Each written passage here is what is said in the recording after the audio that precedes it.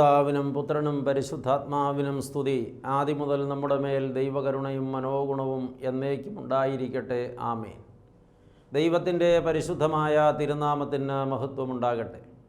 കർത്താവായ യേശു ക്രിസ്തുവിൽ ഏറ്റവും സ്നേഹമുള്ളവരെ, ഒരിക്കൽ കൂടെ കർത്താവ് യേശുമിശിഹായുടെ പാദപീഠത്തിൽ തിരുവചനത്തിൻ്റെ മർമ്മങ്ങളെ ബോധ്യപ്പെടുവാൻ തക്കവണ്ണം കർത്തൃപാദാന്തികം ചേർന്നിരിപ്പാൻ നമുക്ക് ഭാഗ്യമൊരുക്കി തന്ന നല്ലവനായ പൊന്നു തമ്പുരാനെ നന്ദിയോടെ സ്തോത്രം ചെയ്ത് ആരാധിക്കാം. തൃപ്പാദപീഠത്തിലിരുന്ന് അവിടുത്തെ തിരുവായിൽ നിന്ന് ഒഴുകി വരുന്ന ലാവണ്യ വാക്കുകൾക്ക് നമ്മുടെ ഹൃദയം തുറന്നു വയ്ക്കാം. അവൻ നമ്മുടെ കാതുകളോടല്ല, നമ്മളുടെ ആത്മാക്കളോട് സംസാരിക്കുമല്ലോ. യേശു വിളിക്കുന്നു എന്ന വളരെ മധുര മനോഹരമായ ഒരു ചിന്തയാണ് ഈ ദിവസങ്ങളിൽ ഞാൻ ധ്യാനിക്കുന്നത്. യേശു എന്തിനു വേണ്ടി വിളിക്കുന്നു, ആരെ വിളിക്കുന്നു എന്ന് നാം ധ്യാനിച്ചു കൊണ്ടിരിക്കുകയാണ്. ഒന്നാമത്, അവൻ പാപിയെ വിളിക്കുന്നു, അത് മാനസാന്തരത്തിന് വേണ്ടി എന്ന് നാം കേട്ടു. രണ്ടാമത്, കർത്താവ് അധ്വാനിച്ച് തളർന്നവരെ, ഭാരം ചുമക്കുന്നവരെ വിളിക്കുന്നു, ആശ്വാസത്തിന് വേണ്ടി എന്ന് നാം കേട്ടു. ഇന്ന് കർത്താവ് വീണ്ടും വിളിക്കുന്ന ശബ്ദം നമ്മുടെ കാതുകളിൽ മുഴങ്ങുകയാണ്. യേശു വിളിക്കുന്നു. ആരെയാണ് വിളിക്കുന്നത്? പ്രിയപ്പെട്ടവരെ, ജീവിതത്തിൽ ഭയത്തിലും ഭീതിയിലും അമർന്ന് മരണത്തെക്കുറിച്ചുള്ള ആശങ്ക കൊണ്ട് അസ്വസ്ഥരായി, മരിച്ചാൽ പിന്നെ എന്ത് എന്നറിയാതെ ജീവിതത്തിൽ ഏറ്റവും ദുസ്സഹമായ മാനസികാവസ്ഥയിൽ വലിയ ഭയപ്പാടിലിരിക്കുന്നവരെ അവൻ മാടി വിളിക്കുകയാണ്. എന്തിനു വിളിക്കുന്നുവെന്ന, നിത്യജീവൻ നിൻ്റെ അവകാശമാണ് എന്ന് പറവാൻ. ജീവനാകുന്നവൻ, നിത്യജീവനാകുന്നവൻ, ശാശ്വത ജീവനാകുന്നവൻ, അസ്തമിക്കാത്ത ജീവനാകുന്നവൻ അരുളി ചെയ്യുകയാണ്, ഞാൻ നിനക്ക് നിത്യജീവൻ പ്രദാനം ചെയ്യുവാൻ നിന്നെ വിളിക്കുന്നു എന്ന്. അപ്പോസ്തലനായ വിശുദ്ധ പൗലോസ് തൻ്റെ പ്രിയ ശിഷ്യനായ തിമോത്തിയോസിന് എഴുതിയ ഒന്നാമത്തെ ലേഖനം 6-ാമത്തെ അധ്യായത്തിലെ 12-ാമത്തെ തിരുവചനം, വിശ്വാസത്തിൻ്റെ നല്ല പോർ പൊരുതുക, നിത്യജീവനെ പിടിച്ചുകൊള്ളുക, അതിനായി നീ വിളിക്കപ്പെട്ടു, അനേക സാക്ഷികളുടെ മുമ്പാകെ നല്ല സ്വീകാര്യം കഴിച്ചുവല്ലോ. തിമോത്തിയോസിനോട് പൗലോസ് ശ്ലീഹ ഇവിടെ 2 കാര്യമാണ് പറയുന്നത്. നീ നല്ല പോരാട്ടം കഴിച്ചു കൊള്ളണം. പോരാളി പോരാടുവാൻ വേണ്ടി വിളിക്കപ്പെട്ടവനാണ്. മരണം വരെ പോരാടുക എന്നാണല്ലോ പോരാളികളെക്കുറിച്ച് നാം പറയുന്നത്. പോരാട്ടം മരണത്തിൽ അവസാനിക്കും എന്നുള്ളതാണ് ആ പോരാട്ടങ്ങളുടെ പ്രത്യേകത എങ്കിൽ, ഒന്നുകിൽ ജയിക്കുക അല്ലെങ്കിൽ മരിക്കുക എന്നുള്ളതാണ് സകല പോരാട്ടങ്ങളുടെയും ബാക്കി പത്രമെങ്കിൽ, ഇവിടെ പറയുന്നത് പോരാടി നിൽക്കുക, ഒരിക്കലും നിനക്ക് മരിക്കേണ്ടി വരില്ല, നീ നിത്യജീവനെ മുറുകെ പിടിച്ചുകൊള്ളുക. അപ്പോൾ ആ പോരാട്ടം എന്നും ജയിക്കാൻ മാത്രം വേണ്ടിയുള്ള പോരാട്ടമാണ്. ഈ ഭൗമലോകത്ത് നമുക്ക് ഒരുപാട് പോരാട്ടങ്ങളുണ്ട് പ്രിയപ്പെട്ടവരെ. ജീവിതത്തിലുടനീളം പോരാട്ടം മാത്രമാണ് മനുഷ്യനുള്ളത്. എന്ന് തുടങ്ങിയ പോരാട്ടമാണ്. എന്തൊക്കെ വിഷയങ്ങളോടാണ് പോരാടേണ്ടി വന്നത്, ഏതൊക്കെ ജീവിത സമരങ്ങളോടാണ് പോരാടേണ്ടി വന്നത്. ഇപ്പോഴും പോരാട്ടം തുടരുകയാണ്. ബാല്യകാലത്ത് പലരും അനാഥത്വത്തോട് പോരാടി. ചിലരെങ്കിലും എല്ലാ സുഖ സൗകര്യങ്ങളിലും ജീവിച്ച് വളർത്തപ്പെട്ടുവെങ്കിലും ആ ബാല്യകാലത്ത് പിടിക്കപ്പെട്ട ചില രോഗങ്ങളോട് പോരാടി.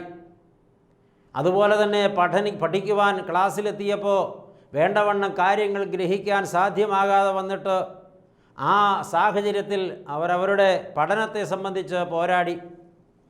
വളർച്ചയുടെ നിമിഷങ്ങളിൽ അവർക്ക് ആഗ്രഹിച്ചതുപോലെ പല സാഹചര്യങ്ങളും എത്തിപ്പിടിക്കാനാകാതെ വന്നപ്പോൾ അങ്ങനെയുള്ള സംഘർഷങ്ങളുടെ മധ്യേ അതിനോട് പോരാടി. അങ്ങനെ പോരാടി പല പരീക്ഷകളും ജയിച്ച് ചുവട് വെച്ച് മുന്നേറി വിദ്യാഭ്യാസമൊക്കെ പൂർത്തിയാക്കിയപ്പോൾ ജീവിതത്തിൽ അർഹമായ ജോലി കിട്ടുന്നില്ല എന്ന സാഹചര്യത്തിൽ വീണ്ടും ഒരു പോരാട്ടമുണ്ടായി. അർഹതയുണ്ടായിട്ടും തനിക്ക് നിഷേധിക്കപ്പെട്ട ജോലി അനർഹരായവർ പണം കൊടുത്ത് കീശയിലാക്കി അത് ആസ്വദിക്കുന്നത് കണ്ടപ്പോൾ ഉണ്ടായ മടുപ്പിനോടും ചിലർ പോരാടി. അത് കഴിഞ്ഞ് കുടുംബജീവിതത്തിലേക്ക് വന്നപ്പോൾ പോരാട്ടത്തിൻ്റെ പുതിയൊരു മേഖല തുറക്കപ്പെടുകയായിരുന്നു. അവിടെയും പോരാട്ടത്തിന് കുറവൊന്നും ഉണ്ടായിരുന്നില്ല. തലമുറകളുണ്ടായപ്പോൾ മക്കളെക്കുറിച്ചുള്ള ആവലാതിയുടെ പോരാട്ടമായി. അതിനിടയിൽ വന്ന വലിയ സാമ്പത്തിക ഞെരുക്കത്തോടുള്ള പോരാട്ടമായി. പ്രിയപ്പെട്ടവരുടെ രോഗവും സ്വന്തം രോഗവും പോരാട്ടത്തിൻ്റെ മേഖലകളായി മാറി. സമ്പാദിച്ചതെല്ലാം കൈവിട്ടു പോകുന്നതും ഒരുപാട് സ്വപ്നം കണ്ട് പടുത്തുയർത്തിയ തൻ്റെ ബിസിനസ് ഒറ്റ നിമിഷം കൊണ്ട് ഇടിഞ്ഞു വീണ് തകരുന്നതും കണ്ട് തളർന്നു പോകുന്ന സാഹചര്യത്തിൽ പോരാടേണ്ടി വന്ന ആളുകളുമുണ്ട്. അതൊക്കെ കഴിഞ്ഞ് ശരീരം തളർന്നു പോയവരും ബലഹീനതപ്പെട്ടു പോയവരുമായ രോഗശയ്യയിൽ വീണുപോയ ചിലരും തളർച്ചയുടെ നൊമ്പരം അനുഭവിക്കുന്നുണ്ട്. ഇങ്ങനെ ജീവിതം മുഴുവനും പോരാട്ടമാണ് പ്രിയപ്പെട്ടവരെ. കർത്താവിന് വേണ്ടി അധ്വാനിച്ചു, സുവിശേഷ വേലയ്ക്ക് വേണ്ടി പോരാടി. അങ്ങനെ പോരാടി ജീവിതത്തിൻ്റെ നല്ല നാളുകൾ മുഴുവൻ കർത്താവിന് വേണ്ടി പോരാട്ടം കഴിച്ചിട്ടും അധികാരികളിൽ നിന്നൊരു നല്ല വാക്ക്, ആശ്വാസത്തിൻ്റെയോ സമാധാനത്തിൻ്റെയോ ഒരു അപ്രിസിയേഷൻ്റെയോ വാക്ക് കിട്ടാതെ മനസ്സ് തളർന്നു പോയി എൻ്റെ പോരാട്ടം വൃഥാവിലായോ എന്ന് ആശങ്കപ്പെടുന്നവരുമുണ്ട്. എന്നാൽ അങ്ങനെ കർത്താവിന് വേണ്ടി പോരാടിയവർ അപ്രിസിയേഷൻ ആഗ്രഹിക്കേണ്ടത് മേലധികാരികളിൽ നിന്നല്ല, തന്നെ അയച്ചവരിൽ നിന്നല്ല. ഇന്ന് പല സുവിശേഷ സംഘടനകളും മിഷണറിമാരെ അയച്ചിട്ട് മിഷണറിമാരുടെ പേരിൽ അനേകരിൽ നിന്ന് ഫണ്ട് കളക്ട് ചെയ്യുന്നുണ്ട്. പക്ഷേ മിഷണറിമാരുടെ കയ്യിൽ അത് എത്തുന്നില്ല. അവർക്കിന്നും കൊടുക്കുന്നത് വളരെ തുച്ഛമായ ചില്ലറത്തുട്ടുകളാണ്. ഒരു മാസം ഭാര്യയ്ക്കും ഭർത്താവിനും മക്കൾക്കും കുടുംബജീവിതത്തിൽ ആകെ നൽകപ്പെടുന്ന ഈ ഇന്ത്യ മഹാരാജ്യത്ത് പല മിഷൻ പ്രസ്ഥാനങ്ങളും നൽകുന്നത് 5000-ഓ അതിനടുത്ത തുകയോ മാത്രമാണെന്ന സത്യം പാവപ്പെട്ട ഇതിനു വേണ്ടി സംഭാവനകൾ കൊടുക്കുന്നവർ അറിയുന്നില്ല. ഈ സംഭാവനകൾ വാങ്ങിക്കൂട്ടുന്നവർ അതുകൊണ്ട് വസ്തുവകകൾ വാങ്ങുന്നുണ്ടോ, സ്ഥാപനങ്ങൾ പടുത്തുയർത്തുന്നുണ്ടോ, അവർ വേറെ ഏതൊക്കെ സൗകര്യങ്ങൾ നിർമ്മിച്ചെടുക്കുന്നുണ്ട്, ഇതിൻ്റെ പിന്നിൽ മറ്റൊരു സൈഡ് ബിസിനസ് ഉണ്ടോ എന്ന് പലർക്കും അറിയില്ല, അന്വേഷിക്കുന്നുമില്ല. അതിൻ്റെ നേതൃത്വം വഹിക്കുന്നവരൊക്കെ ഹൈടെക് ജീവിതമാണ് നയിക്കുന്നത്. എന്നാൽ അധ്വാനിക്കുന്നവർ അവർ വലിയ പോരാട്ടം കഴിക്കുകയാണ്. 365 ദിവസവും അച്ചാറും കഞ്ഞിയും മാത്രം കുടിച്ച് ചുട്ടുപൊള്ളുന്ന ചൂടിലും അസ്ഥിമരവിക്കുന്ന തണുപ്പിലും കർത്താവിനോടുള്ള സ്നേഹത്തെ പ്രതി ആത്മാക്കളെ നേടുവാൻ പോരാട്ടം കഴിക്കുന്ന മിഷണറിമാരുടെ നെഞ്ചുപിടയുന്ന നൊമ്പരം അത് ആരെങ്കിലുമൊക്കെ മനസ്സിലാക്കണം പ്രിയപ്പെട്ടവരെ. എല്ലാ സംഘടനകളെക്കുറിച്ചും അല്ല ഇതൊക്കെ പറയുന്നത്. ചിലരെങ്കിലും എന്ന വാക്ക് ആദ്യം പറഞ്ഞത് ആവർത്തിക്കട്ടെ.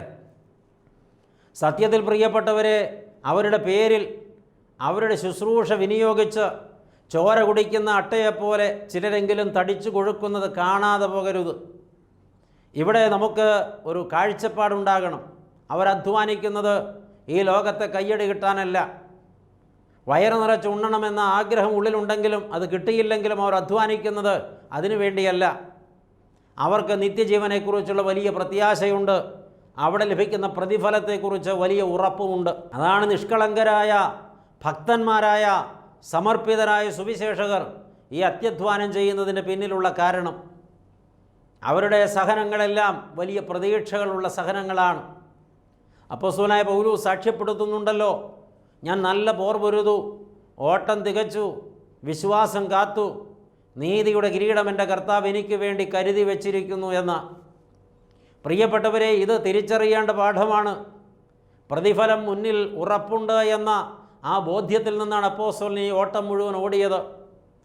തനിക്ക് ലാഭമായിരുന്നതെല്ലാം ഛേദമെന്നെണ്ണി അതിനെ തൃണവൽഗണിച്ച് കൈവിട്ട് കളഞ്ഞിട്ട് മുന്നിൽ കണ്ട ലാക്കിലേക്ക്, ലഭിക്കാൻ പോകുന്ന മഹത്വത്തിലേക്ക് സർവം മറന്നോടിയ അപ്പോസ്തലൻ ആ നിത്യജീവനെ ഉള്ളിൽ ബോധ്യപ്പെട്ടവനായിരുന്നു. അതുകൊണ്ട് പ്രിയപ്പെട്ടവരെ, ഈ പോരാട്ടം വൃഥാവിലാകയില്ല. ഈ ഭൗമലോകത്ത് എന്തെങ്കിലും നേടുവാൻ വേണ്ടി പോരാടുന്നവർ മനസ്സിലാക്കുക, നേടിയതെല്ലാം കൈവിട്ടു പോകും. ഒന്നും കൊണ്ടുപോകാൻ ആർക്കും കഴിയില്ല. ഈ ലോകം മനുഷ്യന് ശാശ്വതമല്ല. മരണത്തിൽ ജീവിതം അവസാനിക്കുന്നുമില്ല. മരണത്തിനപ്പുറത്തേക്ക് ജീവിതത്തിന് വിശാലമായൊരു തുറവിയുണ്ട് പ്രിയപ്പെട്ടവരെ. വിശാലമായ ഒരു സാമ്രാജ്യം തന്നെ അവിടെ ഉണ്ട് പ്രിയപ്പെട്ടവരെ. മരണത്തിൽ ജീവിതം തീരുമെന്ന് നനച്ച് മൃഗതുല്യമായി ജീവിക്കുന്ന ആളുകൾ തിരിച്ചറിയണം, മരണം ഒരു അവസാന വാക്കല്ല. ഇവിടെ വാഗ്ദാനം ചെയ്യപ്പെടുന്നത് നിത്യജീവനാണ്. പണം സമ്പാദിക്കുവാൻ വേണ്ടി ഒരുപാട് പേർ അധ്വാനിക്കുന്നു, പോരാടുന്നു. രാപകലവർ പോരാടുന്നത് പണം സമ്പാദിക്കുക എന്ന ലക്ഷ്യത്തോടെ മാത്രമാണ്. അതവർക്കൊരു ലഹരിയാണ്. പലരും ആവശ്യത്തിലധികം കൊയ്തുകൂട്ടിയിട്ടുണ്ട്. എന്നാൽ പ്രിയപ്പെട്ടവരെ, അവർക്കതൊന്നും കൊണ്ടുപോകാനാകുന്നില്ല. കോടാനുകോടീശ്വരൻ, കൊട്ടാരത്തിൽ പാർത്തവൻ, കൊട്ടാരം വിട്ട് പടിയിറങ്ങിപ്പോയപ്പോൾ വെറും കൈയോടെയാണ് പോയത്. കൊണ്ടുപോയിട്ടില്ല ആരുമൊന്നും, ഇനി കൊണ്ടുപോകയില്ല ആരുമൊന്നും, കൊണ്ടുപോകാനാകില്ല ഒരാൾക്കും. ഈ ലോകത്ത് നിന്ന് ഈ ലോകത്തിൻ്റെ സമ്പാദ്യങ്ങളൊന്നും ആർക്കും കൂടെ കൊണ്ടുപോകാനാകില്ല. പടിയിറങ്ങി പോകുമ്പോൾ തനിച്ചു പോകണം. പക്ഷെ കൂടെ കൊണ്ടുപോകാൻ വേറെ ചിലതുണ്ട്. ഈ ലോക ജീവിതത്തിൽ ദൈവം തന്നെ ആയുസ്സുകൊണ്ട് ചെയ്തു കൂട്ടിയ നന്മകളും ചെയ്തു കൂട്ടിയ തിന്മകളും കണക്ക് പുസ്തകം തുറന്നു വെച്ച് പരിശോധിക്കുന്ന നാളിൽ കണക്ക് കൊടുക്കേണ്ടതിന് കയ്യിൽ കൊണ്ടുപോകാം. അത് കൊണ്ടുപോയേ പറ്റൂ, അതല്ലാതെ മറ്റൊന്നും കൊണ്ടുപോകാനാകില്ല. അപ്പോൾ നിത്യജീവനെക്കുറിച്ചുള്ള പ്രതീക്ഷയുണ്ടെങ്കിൽ ഭൗമലോകത്തിന് വേണ്ടിയല്ല അധ്വാനിക്കേണ്ടത്. മറ്റു ചിലർ അധ്വാനിക്കുന്നത് ലോകത്ത് സ്ഥാനമാനങ്ങൾ കൈയടക്കാൻ വേണ്ടിയാണ്. ആത്മീക നേതൃത്വം കൈയടക്കാൻ വേണ്ടി ഇലക്ഷൻ നടത്തുകയും മത്സരം നടത്തുകയും ആത്മീകമായി പല പദവികളും അങ്ങനെ വലിയ വാശിയോടുകൂടെ പണവും മദ്യവുമൊക്കെ ഒഴുക്കി പിടിച്ചെടുക്കുന്നവരും ഭീഷണിപ്പെടുത്തി കീശയിലാക്കുന്നവരും ഈ കാലഘട്ടത്തിൽ കുറവൊന്നുമല്ല. പ്രിയപ്പെട്ടവരെ, ഈ പദവികൾ കൂടെ കൊണ്ടുപോകാൻ ഒക്കുമെന്ന നിനവ് വെറുതെയാണ്. ഇവിടെ ഇരിക്കുന്ന അധികാര സ്ഥാനങ്ങളും പദവികളുമൊക്കെ ഒരുപക്ഷെ ദൈവസന്നിധിയിൽ വിലമതിക്കപ്പെടുമെന്നുറപ്പില്ല. ദൈവം തരുന്ന ചില അധികാര സ്ഥാനങ്ങളുണ്ട്, അത് ദൈവം വിലമതിക്കുന്നതാണ്. അത് ദൈവത്തിൻ്റെ ദാനമാണ്, അത് മറ്റുള്ളവരുടെ വോട്ടിൽ കിട്ടുന്നതല്ല. എന്നാൽ ദൈവം തരുന്ന സ്ഥാനമാനങ്ങൾക്ക് അതിൻ്റെ പേരിൽ അധ്വാനിച്ചതിന് ദൈവസന്നിധിയിൽ കണക്കുണ്ട്, നിശ്ചയമായും പ്രതിഫലവുമുണ്ട്. അതിന് മാത്രമേ പ്രതിഫലമുള്ളവിടെ. ആ തിരിച്ചറിവ് നമുക്കുണ്ടാകണം. ഇന്ന് അനേകരും ജീവിക്കുന്നത് ദൈവത്തെ പ്രസാദിപ്പിക്കണമെന്ന ലക്ഷ്യത്തോടെയല്ല, ചുറ്റും നിൽക്കുന്നവരെ പ്രസാദിപ്പിക്കണമെന്ന ലക്ഷ്യത്തോടെയാണ്. അതുകൊണ്ട് തന്നെ അവരുടെ കാഴ്ചപ്പാടുകളും പ്രവർത്തികളും ലോകരെ തൃപ്തിപ്പെടുത്തുവാൻ വേണ്ടിയുള്ളത് മാത്രമാണ്, ദൈവത്തെ തൃപ്തിപ്പെടുത്താൻ വേണ്ടിയുള്ളതല്ല. എൻ്റെ പ്രിയപ്പെട്ടവരെ, ഈ ഭൗമലോകം നമുക്കൊരിക്കലും ശാശ്വതമല്ല. ഇവിടെ നമ്മൾ എന്തൊക്കെ നേടിയാലും എന്തൊക്കെ ആർജിച്ചാലും ആരൊക്കെ നമുക്കുണ്ടെങ്കിലും അതെല്ലാം വിട്ടുപിരിഞ്ഞ് പോകണം. ഈ മരണത്തിനപ്പുറം ഒരു ജീവിതമുണ്ട്, അത് നിത്യജീവനാണ്. അത് വാഗ്ദാനം ചെയ്തതാരെന്നാൽ നിത്യജീവൻ്റെ ഉടമയായവൻ, മരണമില്ലാത്തവൻ. മരിച്ചു എന്ന് ചരിത്രം വിധിയെഴുതിയിട്ട് മരണത്തെ പരാജയപ്പെടുത്തി മൂന്നാം നാളിൽ പാതാളത്തെ തകർത്ത് പുനരുത്ഥാനം ചെയ്തവൻ, അവനാണ് പറയുന്നത്, ഞാൻ നിങ്ങൾക്ക് നിത്യജീവനെ പ്രദാനം ചെയ്യാമെന്ന്. നിങ്ങൾ എൻ്റെ അരികിൽ വരിക. ശുദ്ധമുള്ള യോഹന്നാൻ എഴുതിയ രക്ഷാസുവിശേഷം 6-ാം അധ്യായം പഠിക്കുമ്പോൾ കർത്താവ് വ്യക്തമായി പഠിപ്പിക്കുന്നുണ്ട്, എന്നിൽ വിശ്വസിക്കുന്നവന് നിത്യജീവനുണ്ട് എന്ന്. അവൻ പിന്നെ മരണത്തെ ഭയപ്പെടേണ്ടതില്ല എന്ന്. ആ അധ്യായത്തിൽ തന്നെ കർത്താവ് വീണ്ടും പറയുന്നുണ്ട്, എൻ്റെ ശരീരം ഭക്ഷിക്കുകയും എൻ്റെ രക്തം കുടിക്കുകയും ചെയ്യുന്നവൻ എന്നിലും ഞാൻ അവനിലും വസിക്കുന്നു, അവന് നിത്യജീവനുണ്ട്. എന്ന് വെച്ചാൽ അവൻ മരണം കാണുകയില്ല എന്ന് തന്നെയാണ് പറഞ്ഞതിൻ്റെ അർത്ഥം. മരണം കാണുകയില്ല എന്ന് പറയുമ്പോൾ തെറ്റിദ്ധരിക്കരുത്. ജഡപ്രകാരം ഒരു മരണം എല്ലാവർക്കുമുണ്ട്. ഈ ജഡശരീരത്തിൽ നിന്ന് ഇതിൻ്റെ ഉള്ളിൽ പറക്കുന്ന ആത്മാവ് പുറത്തേക്ക് ബഹിർഗമിച്ചു പോയി ശരീരം നിശ്ചലമാകുന്ന നിമിഷങ്ങളെക്കുറിച്ചാണ് അവിടെ മരണമെന്ന് വിവക്ഷിക്കുന്നത്. എന്നാൽ ഉള്ളിൽ നിന്ന് പുറത്തുപോയ ആത്മാവ് ഒരിക്കലും മരിക്കുന്നില്ല. ഈ ആത്മാവ് നിത്യജീവനാകുന്ന ദൈവത്തോടുള്ള അഭേദ്യമായ ബന്ധത്തിൽ ചേർക്കപ്പെട്ടിരിക്കുന്നുവെങ്കിൽ നിശ്ചയം ആ ആത്മാവ് നിത്യം ജീവിക്കും. നിത്യജീവനാകുന്ന തമ്പുരാനോടുകൂടെ നിത്യ ആനന്ദം അനുഭവിക്കും. അതാണ് ഭക്തൻ്റെ പ്രതീക്ഷയും പ്രത്യാശയും. നമ്മൾ ആ കാഴ്ചപ്പാടുള്ളവരായി മാറണം പ്രിയപ്പെട്ടവരെ. അങ്ങനൊരു ദർശനം നമുക്ക് ലഭിച്ചാൽ പിന്നെ മരണത്തെക്കുറിച്ച് നമുക്ക് ഭയമുണ്ടാകയില്ല. മരണം എനിക്കൊരു പ്രമോഷനാണെന്നും ഭാഗ്യ തുറമുഖത്തേക്കുള്ള പ്രവേശനമാണെന്നും എനിക്കെൻ്റെ ദൈവസന്നിധിയിലുള്ള പ്രമോദത്തിൽ ചേർക്കപ്പെടലാണെന്നും തിരിച്ചറിഞ്ഞ ഒരു ഭക്തനും മരണത്തെ ഭയപ്പെട്ടിട്ടില്ല, ഉദ്ദേശിച്ചത് ജഡീക മരണത്തെ. എന്നാൽ യേശുക്രിസ്തുവിനെ പ്രാപിക്കാത്തവർ നിത്യജീവൻ്റെ അവകാശം നേടിയിട്ടില്ലാത്തവരാണ്.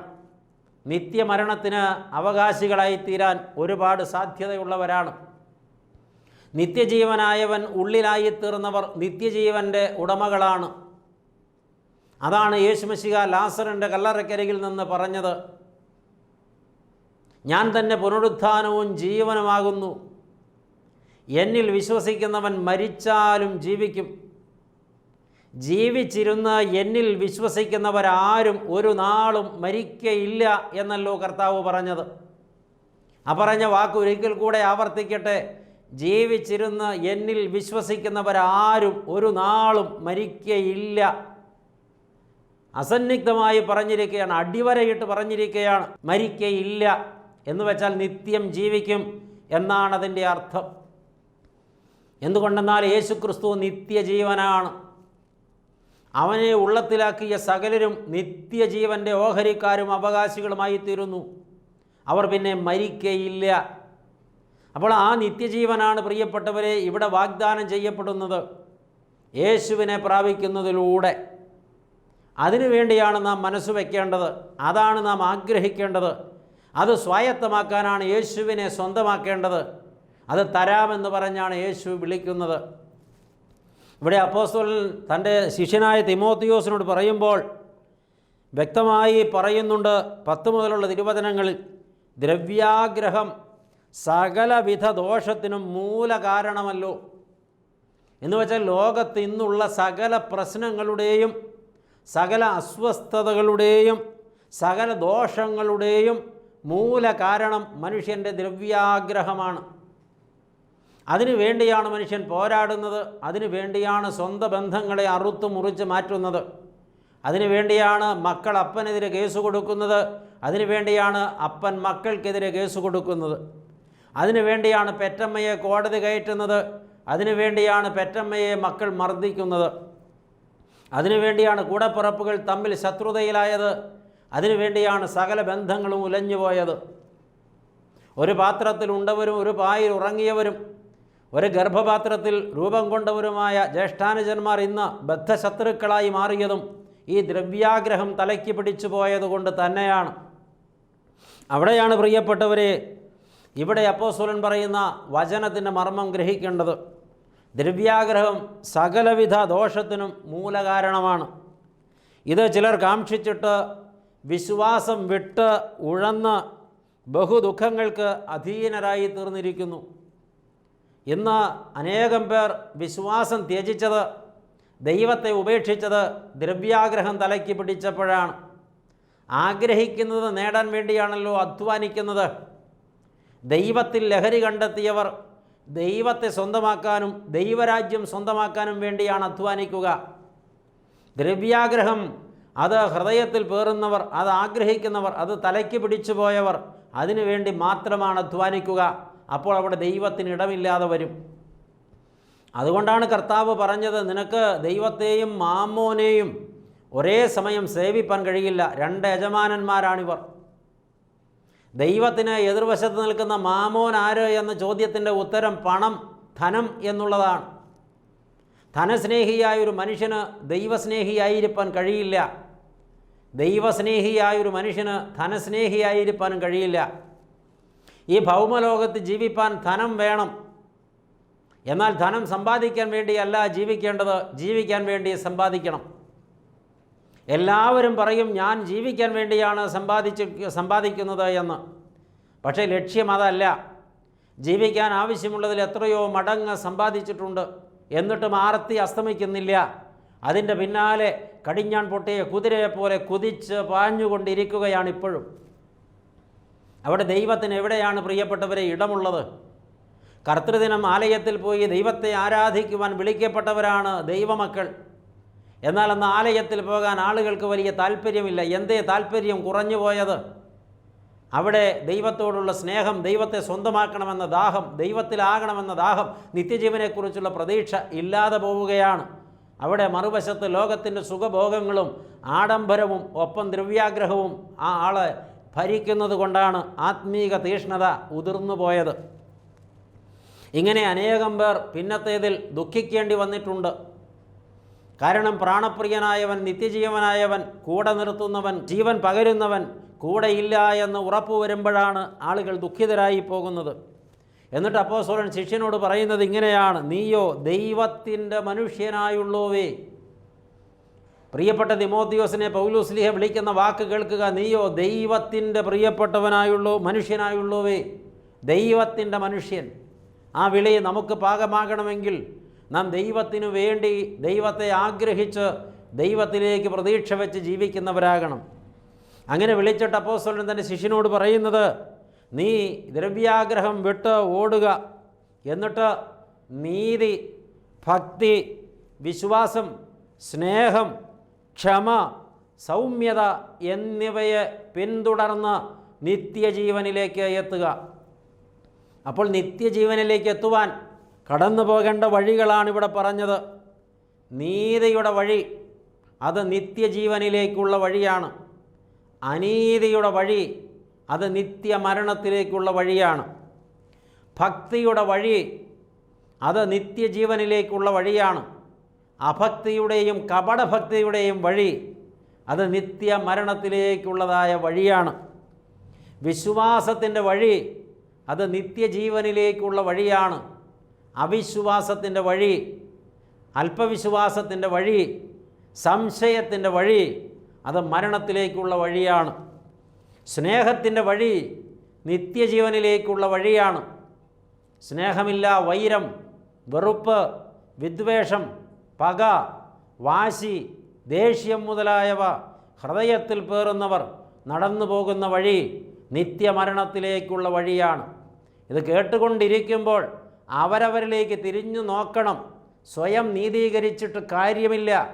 ഉള്ളിൽ പകയോ വെറുപ്പോ കയ്പോ ഈർഷ്യതയോ അഹന്തയോ സൂക്ഷിച്ചു വെച്ചുകൊണ്ട് പ്രിയപ്പെട്ടവരോട് പോരാട്ടം കഴിക്കുന്നവർ, യുദ്ധം ചെയ്യുന്നവർ അറിയണം, നിത്യമരണത്തിലേക്കുള്ള ടിക്കറ്റാണ് ഇപ്പോൾ പോക്കറ്റിൽ കിടക്കുന്നത് എന്ന്. വീണ്ടും പറയുന്നു, ക്ഷമയുടെ വഴി അത് നിത്യജീവനിലേക്കുള്ള വഴിയാണ്. ക്ഷമയില്ലായ്മ, ക്ഷമിക്കാൻ മനസ്സില്ലായ്മ, ക്ഷമ ചോദിച്ചവരോട് വെറുപ്പിൻ്റെ, വിദ്വേഷത്തിൻ്റെ, പകയുടെ വാക്കുകൾ തിരികെ പറഞ്ഞ് അവരെ അസ്വസ്ഥരാക്കുന്നവർ അറിയുക, ഇപ്പോൾ നിങ്ങൾ നടക്കുന്നത് നിത്യമരണത്തിൻ്റെ പാതയിലൂടെയാണ്. അത് നിത്യജീവനിലേക്കുള്ള വഴിയല്ല. നിത്യജീവൻ സ്വന്തമാക്കാൻ അവിടെ സാധ്യതകളുമില്ല. വീണ്ടും പറയുന്നു, സൗമ്യതയുടെ വഴി നിത്യജീവനിലേക്കുള്ള വഴിയാണ്. ശാന്തത, സൗമ്യത, വിനയം ഇതൊക്കെ നിത്യജീവനിലേക്കുള്ള വഴിയാണ്. എന്നാൽ മറുവശത്ത് അക്രമവാസന, ക്ഷിപ്രകോപം, പൊട്ടിത്തെറിക്കുന്ന സ്വഭാവം ഇതൊക്കെ നിത്യമരണത്തിലേക്കുള്ള വഴിയാണെന്ന് ഈ പറഞ്ഞതിനെല്ലാം ഒരു മറുപുറമുണ്ട്, ഒരു മറുവായനയുമുണ്ട് പ്രിയപ്പെട്ടവരെ. എന്നിട്ടാണ് അപ്പോസ്തലൻ പറയുന്നത്, നീ ഈ വക കാര്യങ്ങൾ മുറുകെ പിടിച്ചുകൊണ്ട് നല്ല പോരാട്ടം പോരാടുക, വിശ്വാസത്തിൽ ഉറച്ചു നിൽക്കാൻ വേണ്ടി. എന്നിട്ട് നിനക്ക് ഇപ്പോൾ ലഭ്യമാകുന്ന വാഗ്ദത്തം ചെയ്യപ്പെട്ടിരിക്കുന്ന നിത്യജീവനെ നീ മുറുകെ പിടിച്ചുകൊള്ളുക, നീ പതറിപ്പോകേണ്ടതില്ല എന്ന്. അത് പ്രാപിക്കുവാൻ പോരാട്ടം കഴിച്ചേ മതിയാകൂ. ആ പോരാട്ടത്തിനുള്ള വിളിയാണ്, ആ നിത്യജീവൻ നൽകുവാനുള്ള വിളിയാണ് ഇന്ന് കർത്താവ് നമ്മളെ വിളിക്കുന്നത്. യേശു വിളിക്കുന്നു, നീ ഈ ലോക ജീവിതത്തിൻ്റെ സകല തിക്താനുഭവങ്ങളിലും നിൻ്റെ വിശുദ്ധിയും നിൻ്റെ നീതിയും നിൻ്റെ സ്നേഹവും നിൻ്റെ ക്ഷമയും നിൻ്റെ വിനയവും നിൻ്റെ ഭക്തിയും ഒക്കെ മുറുകെ പിടിച്ച് അതിനെതിരായി വരുന്ന സകല പോരാട്ടങ്ങളോടും അതിനെതിരായി വരുന്ന സകല സാധ്യതകളോടും നീ പോരാടി യുദ്ധം ചെയ്ത് ജയാളിയാവുക എന്ന് കർത്താവ് ഇന്ന് നമ്മളെ പ്രബോധിപ്പിക്കുകയാണ്. എന്നിട്ട് നിത്യജീവൻ കരഗതമാക്കുക. നീ ഭാഗ്യവാനാണ്, നീ ഭാഗ്യവതിയാണ്. കർത്താവ് വിളിച്ചത് എന്തിനാണെന്ന് നമുക്ക് വ്യക്തമായി മനസ്സിലായല്ലോ. ആരെയാണ് വിളിച്ചതെന്ന് ഇനി സംശയിക്കേണ്ടതില്ലല്ലോ. ഇത് കേട്ടുകൊണ്ടിരുന്ന സകലരെയും പറഞ്ഞുകൊണ്ടിരുന്ന എന്നെയും കർത്താവ് വിളിക്കുന്നു നിത്യജീവൻ പ്രദാനം ചെയ്യുവാൻ. നമുക്ക് താഴ്ത്തിക്കൊടുക്കാം, പ്രാർത്ഥിക്കാം. സ്നേഹവാനായ ദൈവമേ, സ്വർഗീയ പിതാവേ, അനുഗ്രഹകരമായ ഈ നല്ല സമയത്തിനായി നന്ദിയോടെ സ്തോത്രം. തൃപ്പാദപീഠത്തിൽ ഞങ്ങളെ വിളിച്ച് ചാരത്ത് ഇരുത്തി അവിടുന്ന് ഞങ്ങളോട് മധുരമായി സംവദിച്ചു കൊണ്ടിരുന്നല്ലോ. അവിടുന്ന് ഇന്ന് ഞങ്ങളെ വീണ്ടും വിളിച്ചിരിക്കുന്നു. വിളിച്ചത് ഞങ്ങൾക്ക് നിത്യജീവൻ തരുവാനാണ്, ഞങ്ങളെ നിത്യജീവനിലേക്ക് ക്ഷണിക്കുവാനാണ്, നിത്യമരണത്തിന് ഞങ്ങൾ പെട്ടുപോകാതിരിക്കാനാണ്. അതിനുവേണ്ടി ഞങ്ങൾ വലിയ പോരാട്ടം കഴിക്കണമെന്ന് അവിടുന്ന് പറഞ്ഞല്ലോ. ഞങ്ങൾ പോരാടേണ്ട വിധങ്ങൾ അവിടുന്ന് ഞങ്ങളെ വരച്ച് കാണിച്ച് ബോധ്യപ്പെടുത്തിയല്ലോ. ദൈവമേ, ഞങ്ങൾ മുറുകെ പിടിക്കേണ്ട സംഗതികൾ എന്തൊക്കെയാണെന്ന് വിട്ടുകളയേണ്ട സംഗതി എന്തൊക്കെയാണെന്ന് അവിടുന്ന് ഞങ്ങളെ പഠിപ്പിച്ചല്ലോ. ഈ ലോകത്തിൻ്റെ സമ്പത്ത് ആഗ്രഹിച്ചു പോയാൽ ഞങ്ങൾക്കൊരിക്കലും ദൈവത്തെ സ്നേഹിക്കാനോ ദൈവഭക്തിയിൽ ജീവിപ്പാനോ വിനയവും ക്ഷമയും പ്രാപിപ്പാനോ വിശുദ്ധിയിൽ വളരാനോ നിത്യജീവൻ കാക്ഷിക്കാനോ കഴിയില്ല എന്ന് നീ ഞങ്ങളെ ബോധ്യപ്പെടുത്തിയല്ലോ. നല്ലവനായ തമ്പുരാനെ, ഇന്ന് കേട്ട സന്ദേശത്തെ ഹൃദയത്തിൽ സൂക്ഷിച്ച് ഭക്തി മാർഗത്തിൽ പോരാടി വളർന്ന് അവിടുന്ന് വാഗ്ദത്തം ചെയ്ത നിത്യജീവൻ്റെ ഓഹരിയും അവകാശവും പ്രാപിപ്പാൻ ഞങ്ങളെ കൃപയിൽ നിറയ്ക്കണമേ, പരിപാലിക്കണമേ. പ്രാർത്ഥന കേട്ടതുകൊണ്ട് സ്തോത്രം. ഞങ്ങൾ നിനക്കും ഏകജാതനും പരിശുദ്ധാത്മാവിനും സ്തുതിയും സ്തോത്രവും സമർപ്പിക്കുന്നു, ഇപ്പോഴും എപ്പോഴും എന്നേക്കും തന്നെ. ആമേൻ.